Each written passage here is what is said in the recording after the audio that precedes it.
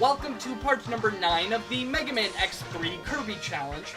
We're at the final of the 8 main stages. It is Gravity Beedle, and this was sort of an anticlimactic conclusion to the 8 main stages. Don't get me wrong, this certainly wasn't easy, but it also wasn't very challenging. One of the main reasons for that is that the stage actually gives you ammo, unlike most of the other stages. So it really eliminates all of the ammo problems of the stage, and without that extra ammo, I don't think I would have been able to get through this stage without taking any damage. Now, as I mentioned in the last video, the Ray Splasher is a decent weapon, but it falls under the why should I use this over the X-Buster category. I mean, it's decent enough, it kills enemies pretty well, but there's really no reason to use it over the X-Buster. I mean, it kills enemies pretty slowly. The ammo supply, it's good, but it's not fantastic. And you shoot out a bunch of mini shots, and it's an okay weapon, but there's really no reason to use it over the X-Buster, which is the case with a lot of weapons in this game. Anyways, here's Bite. Like I mentioned before, Bite is guaranteed to show up in the last stage if he doesn't show up before that. So that is what I had to do because he has two weaknesses. I think it's the Tornado Fang and the Ray Splasher. So we need to kill him here. And he's a pretty simple boss. You just jump over him when he throws that magnetic thing at you. He's really simple. You should beat him every single time. And he doesn't really have any other attacks. He just does this over and over again. And I mean, come on, they should have given him something else. I mean, compared to Bite's boss fight is just boring. Like, there's nothing going on here. But Bit's boss fight was great. I don't know what happened there, but that's just how it went. If you do manage to kill both Bit and Bite, you will face a different boss at the end of the first Doppler stage, which it's a harder boss than the Bit and Bite combo, but it's not too bad if you know what you're doing. I had to do a lot of experimenting with it, but we'll see that in the next video. In this part, I do a lot of maneuvering between enemies just because I'm kinda low on ammo. The thing with this stage is, at the end, if you mess up, you're going to be using a lot of ammo. You'll be seeing later, but it's just with the respawning enemies in the Mega Man series, if you mess up, like there's a specific jump you need to make, and if you mess up, an enemy will respawn and you'll have to kill it. So it's best to try to save a little bit of ammo if you can. If not, don't worry about it. Just hope you don't mess up later. And look at that glorious ammo. Thank you, stage. Thank you for leaving me some ammo. That was really nice of you. If you go to this stage before Blast Hornets, those rocket shooting enemies will be red and they will shoot homing rockets. So take on Blast Hornet first. If you're doing this challenge, I mean, that's really the only way to do it. You have to take on Blast Hornet first. Actually, I'm pretty sure that's the case. Maybe you could...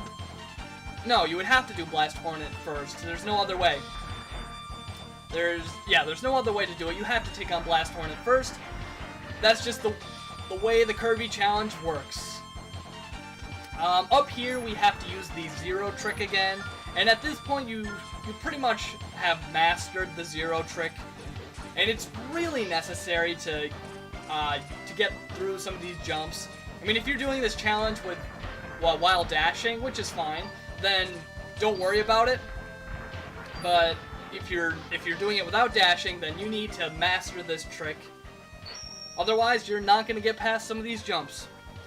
Here's the part I was talking about. If you mess up here, enemies will respawn, and you're going to need to kill them again, and it's a mess. So just try to make your shots count. Make sure you don't get the enemies to respawn, because if you go off screen, even by a little tiny inch, they will respawn and you're going to have to kill them again. And that's one of the things I don't like about the Mega Man series, the respawning enemies. They just respawn way too quickly. Anyways, here is Gravity Beedle, and Gravity Beedle is very simple with his weakness. Now, immediately when the fight starts, back up against the wall. Now, if you don't back up against the wall, he will hurt you when he jumps closest to you. But if you're moved up against the wall, you'll be okay. And then once he comes towards you, just jump over him. It's very simple. You'll beat him every single time, although you're only going to need to face him twice. Or actually, in the refights, you'll need to face him more times, but that doesn't matter. Now that we have defeated Gravity Beedle, we get the Gravity Well, which is the worst weapon in the game. Yes, even worse than the Frost Shield. It's not effective at killing pretty much anything. It does kill some enemies, but the problem is it takes so long to kill them that it is just not even worth using. And on some enemies, it's just simply ineffective. It doesn't do anything. It is the worst weapon in the game. I feel like it should have been...